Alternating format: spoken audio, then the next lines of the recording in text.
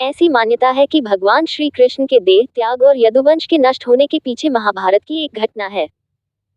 ये घटना उस समय की है जब महाभारत का युद्ध अंतिम चरण में चल रहा था।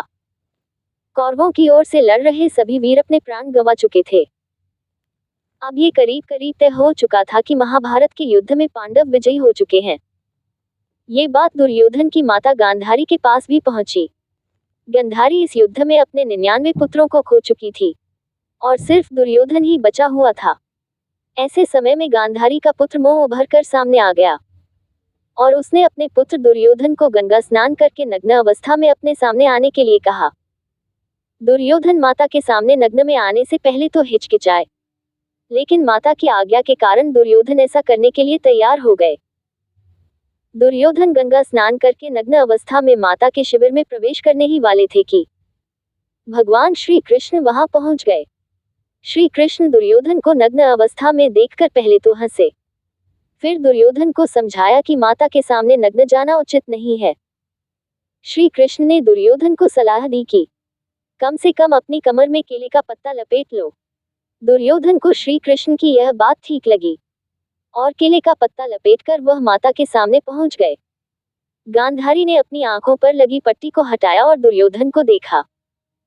गांधारी की दृष्टि से दुर्योधन का पूरा शरीर वज्र का बन गया, लेकिन जिस भाग पर केले का पत्ता लपेटा हुआ था वह वज्र का नहीं बन सका। गांधारी ने जब ये पूछा कि किसने तुम्हें केले का पत्ता लपेटकर आने की सलाह दी, तो दुर्योधन ने श्री कृष्ण का नाम बताया। इससे गांधारी क्रोधित हो गई, क्योंकि वह समझ गई कि कृष्ण ने ऐसी चाल चली है जिससे उसका पुत्र जय नहीं रहा है और उसकी भी मृत्यु हो जाएगी। इससे गांधारी ने श्री कृष्ण को शाप दे दिया।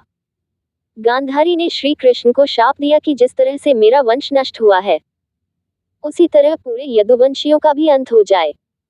गांधारी के शाप के कारण यदुवंशी आपस में ही लड़कर नष्ट हो गए और कौरवों की तरह यदुवंश भी नष्ट हो गया। इसके बाद एक दिन जब भगवान श्री कृष्ण वन में वृक्ष की छाया में आराम कर रहे थे, उस समय एक शिकारी वन में शिकार करने आया हुआ था।